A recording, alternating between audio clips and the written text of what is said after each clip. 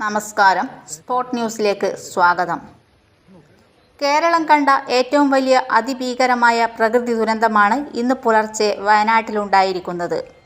ഞാനിത് പറയുമ്പോൾ 51 മരണങ്ങൾ സ്ഥിരീകരിച്ചു കഴിഞ്ഞു. ഉരുൾപൊട്ടലുണ്ടായ ഒരു പ്രദേശത്ത് രക്ഷാപ്രവർത്തകർ ഇനിയും എത്താനുണ്ട്.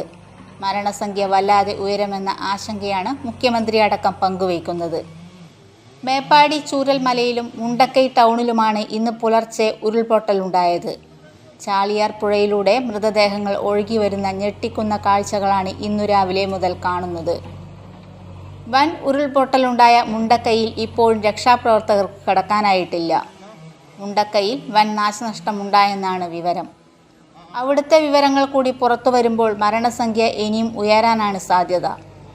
മുണ്ടക്കൈയിലുണ്ടായ ഉരുൾപൊട്ടലാണ് ഏറെ നാശനഷ്ടമുണ്ടായത്.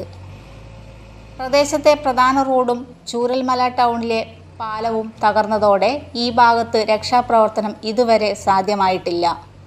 മുണ്ടക്കൈ അട്ടമല പ്രദേശത്തേക്കുള്ള ഏക പാലമാണിത്. ഇവിടെ സൈന്യം എത്തിയ ശേഷം താൽക്കാലിക പാലം നിർമ്മിക്കുമെന്ന് അറിയിച്ചിട്ടുണ്ട്.